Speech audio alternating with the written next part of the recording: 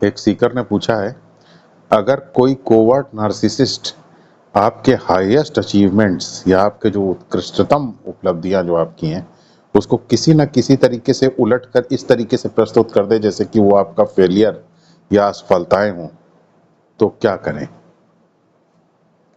देखिए, जब आपको इस तरीके की चोट लगती है कि कोई कोवर्ट नार्सिसिस्ट आपके हाईएस्ट अचीवमेंट्स या उत्कृष्टतम उपलब्धियों को ही उलट करके प्रस्तुत कर दे और उनको असफलता की तरीके से दिखा दे, तो निश्चित रूप से इससे आपके अंदर कुछ टूट जाता है। लेकिन आप एक इंटेलिजेंट यूनिवर्स में जीते हैं और इस इंटेलिजेंट यूनिवर्स में चीज़ों के अंदर एक प्लान होता है और जब आप इस तरीके से टूट जाते हैं तो टूटने की वजह से जो आपके अंदर दरारें आती हैं, उस दरार से एक रोशनी आपके अंदर जाती है। वो रोशनी नॉलेज की रोशनी होती है और वो नॉलेज की रोशनी आपको ये बताती है कि आप वो नहीं हैं जो आप अपने आप को समझते हैं। आप वो नहीं हैं जो इस तरीके से स्ट्रगल कर रहे हैं और परेशान हो रहे हैं। आपकी पहचान वो जगह नहीं है जिस जगह पर बने रहने के लिए आप संघर्ष कर रहे हैं। आप कुछ और ही हैं। ये हर बार जब हम टूटते हैं तो उसी जगह से एक रोशनी एंटर होकर के हमें कुछ बताना चाहती है। ये बात अलग है कि हम उस रोशनी को समझ नहीं पाते हैं और हम उस रोशनी को वेस्ट करते रहते हैं और जीवन हमें चोट देता रहता है। हम सब एक इंटेलिजेंट यूनिवर्स में जीते हैं।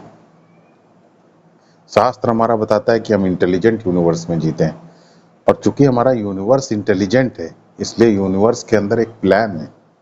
कोई भी चीज बिना प्लान के नहीं होती है। सारी चीजें प्री डेस्टिन्ड, प्री डिटरमिन्ड हैं। सब चीजें प्लान के आधार पे हैं, प्री प्लान्ड हैं, पूर्व नियोजित हैं। सारी चीजें जो भी हो रहा है सब कुछ प्लान के अनुसार हो रहा है। तो ये आपको जो चोट देता है जीवन, ये आपको एहसास दिलाने के लिए चोट दे रहा है कि आपका जो सर्वाइवल, जिस सर्वाइवल के पीछे आप परेशान हैं, वो आपका वास्तविक संघर्ष नहीं है। आपका वास्तविक संघर्ष किसी और दुनिया के लिए होना चाहिए। किसी और दुनिया को, किसी और रियल्म को जानने के लिए आपका वास्तविक संघर्ष होना चाहिए। और वो वास्तविक संघर्ष या वास्तविक रियल्म क्या है? वो वास्तविक रियल्म वो रियल्म है जो कि कभी बदलता नहीं है। यानी कि दूसरे शब्दों में, हर वो चीज जो बदलती है वो आप नहीं है। आप शरीर नहीं है क्योंकि शरीर बदलता है। आप मन नहीं है क्योंकि मन बदलता है। आप विचार नहीं है क्योंकि विचार बदलते हैं। आप भावनाएं नहीं हैं क्योंकि भावनाएं बदलती हैं। आप मूड नहीं हैं क्योंकि मूड्स बदलते हैं। आप कर्म नहीं हैं क्योंकि कर्म बदलते हैं, कर्मफल बदलता है। तो फिर आप क्या हैं? आप इन सब को जब जो जो चीजें बदलती हैं, आपका ईगो बदलता है, उसको भी इसमें शामिल कीजिए। जो जो चीजें बदलती हैं, जब सबको आप बदलने वाली चीजों को टेम्परेरी कह के रिजेक्ट करते जाते हैं, तो फाइनली जो बचता है, जो नहीं बदलता है, वो है आप। वो है आपका वास्तविक रियल। वही है एब्सोल्यूट। आप वही एब्सोल्यूट हैं। इस एब्सोल्यूट में कोई विचार नहीं है। इस एब्सोल्यूट में कोई भावना नहीं है। इस एब्सोल्यूट में सिर्फ टोटैलिटी है। ये आपका सेल्फ ही एब्सोल्यूट है। इसमें सिर्फ समग्रता है, सिर्फ टोटैलिटी है।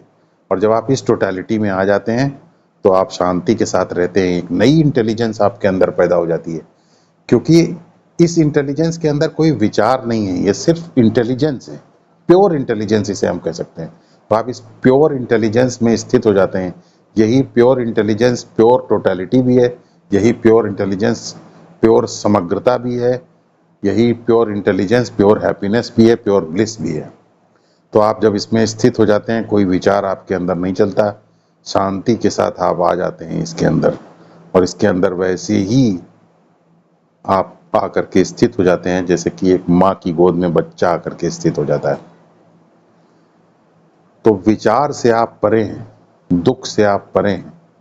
जब भी आप बाहरी जगत में उतरते हैं, बाहरी जगत टेम्परेरी है क्योंकि बदलने वाला है, शरीर बदलने वाला है, मन। जब हर बदलने वाली चीज को आप रिजेक्ट करते जाते हैं तो आप अपने इस एब्सोल्यूट सेल्फ के अंदर आकर के रेस्ट करते हैं। जीवन के अंदर जितने भी कष्ट हैं, जीवन के अंदर जितने दुख हैं, वो सिर्फ आपको यही याद दिलाने के लिए हैं कि जो भी चीजें टेम्परेरी हैं उनको छोड़ करके अपने अंदर स्थित हो जाइए। इसका मतलब ये नहीं है कि आप बाहर की दुनिया में संघर्ष करना बंद कीजिए, बाहर की दुनिया में जो जरूरी है वो करना बंद कर दीजिए, वो करते रहिए, लेकिन स्थित अपने सबसे अल्टीमेट सेल्फ जो है, जो आपका एब्सोल्यूट सेल्फ है, उसके अंदर स्थित रहिए। स्थित आपको उसी जगह रहना है, घर आपका वही है।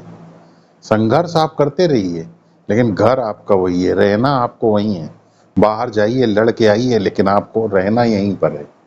तो इस तरीके से जब आप स्थित हो जाते हैं तो आपके अंदर एब्सोल्यूट सेल्फ में स्थित हो जाते हैं तो आपके अंदर नेगेटिव इमोशंस नहीं रहते हैं, और नेगेटिव इमोशंस को आप जीत लेते हैं, शांति के साथ रहने लग जाते हैं, और तब जीवन में धीरे धीरे इस तरीके की घटनाएं भी कम होना शुरू हो जाती हैं।